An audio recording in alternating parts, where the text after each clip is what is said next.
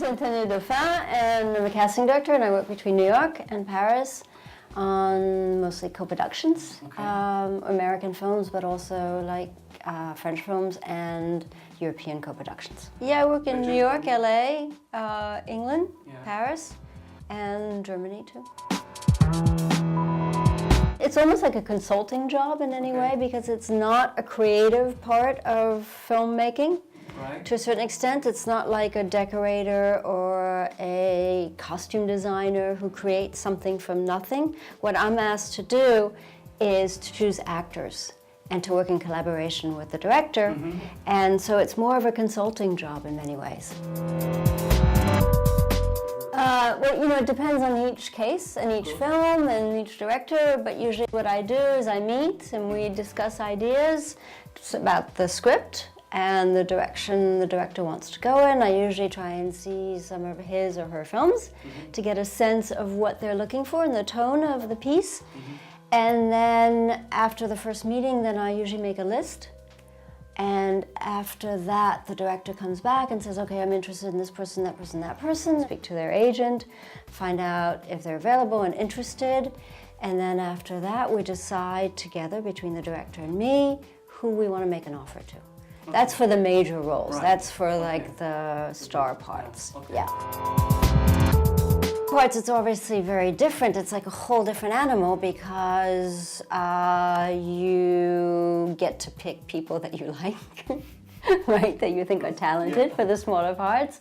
So that's sort of a combination of talking with the agents, finding out who would be interested, who's available, and then bringing those ideas to the director, and also thinking outside of the box of this person that I saw in a movie or on stage, or, you know, hasn't yet been discovered, you know, maybe a young actor in a theater company or a school or a singer or whatever it is. And that's more creative because you get to discover people and bring people to the director that they didn't know about. So it's always fun. Well, I think it's a lot. It's, you know, now it's so much more accessible. So you used to have to go to the theater and find people, but now there's so much on YouTube, right?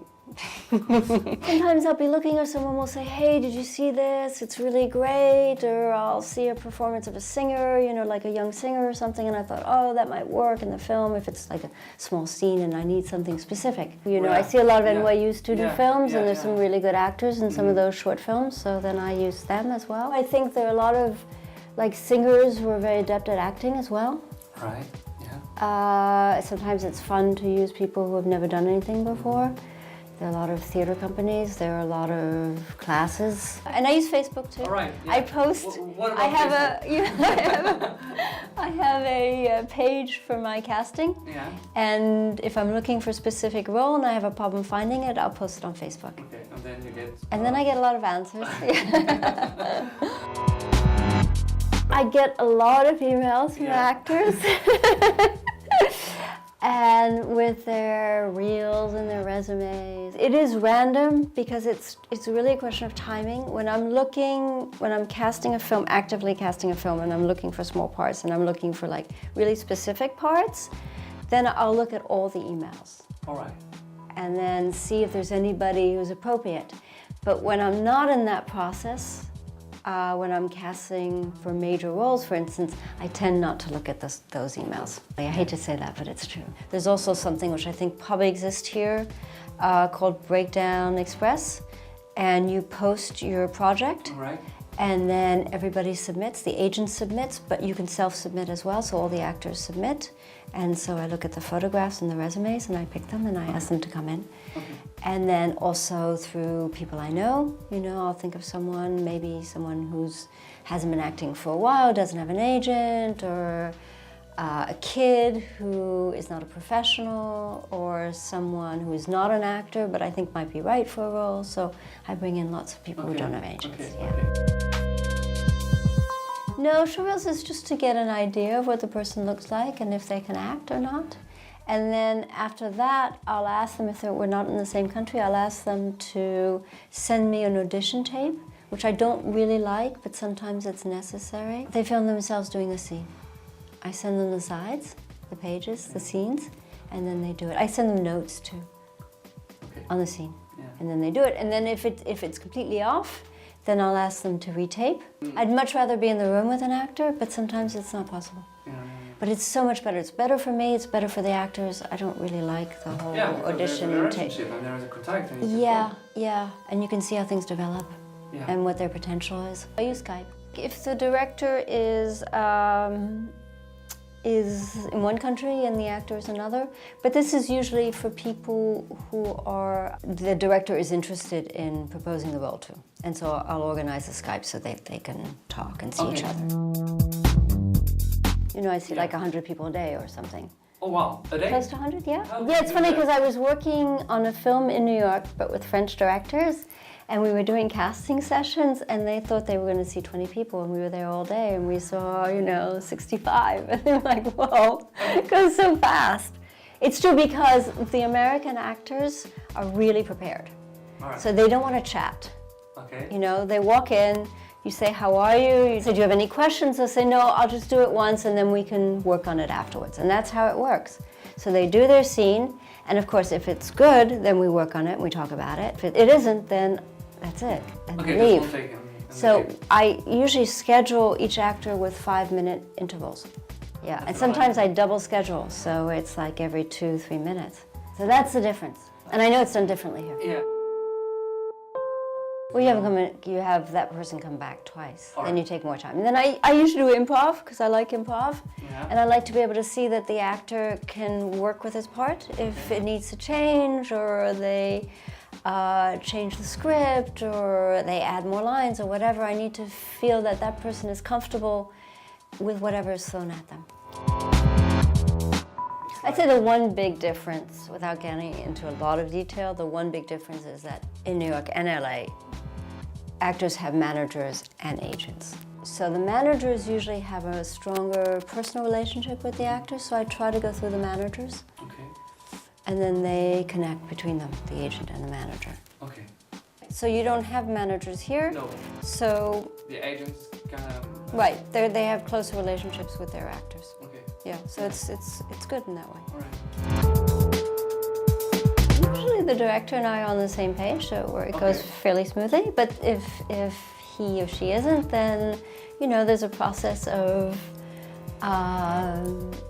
figuring that out, talking about it, seeing what really works, what makes sense. Because you have to take a lot of things into consideration. You have to take into consideration the role, right? Obviously, the age, the look, and all that. And then how that person will work within the parameters of the rest of the cast. Okay. If he or she has the same style of acting. And then, of course, if it's a comedy, if it's the same tone, which is very important. And then who's going to work well with the director? Because there's certain directors who can deal with actors who are a little bit more mercurial or complicated, who need more time to work on a role, and others don't have the time or the patience or the wherewithal to work with someone on the set, or maybe the financial restrictions, because sometimes if you're working on a small independent film, you don't have the time to take an hour to work with an actor and explain things, which is neither good nor bad. It's just the reality of the project. So all that has to be taken into consideration. Okay. Yeah, there's so many reasons, and then of course if it's a love story, you need to find the chemistry between the two actors. And so what I usually do in that case is I bring them back together and I have a casting session between them. I feel terrible because sometimes someone comes in and they're so good and you want them to get the part, but it just doesn't work as a whole, and then it's very hard. No, I don't usually have their email or phone numbers either. It's all through the agents. Okay. Yeah, so the agents usually contact me and ask me how did they do, and then I'll say whatever the outcome is. Okay. What do I really dislike? So people who are not prepared, who come unprepared, who look down, who don't know their lines. I hate that. Yeah. There are two things that are my pet peeves that really turn me off. One is actors who don't know their text and who look down the whole time, because you can't see their eyes and they're not acting, they're reading. and the other is actors who look straight into the camera. So I'm not just asking them to be prepared and professional, that's all.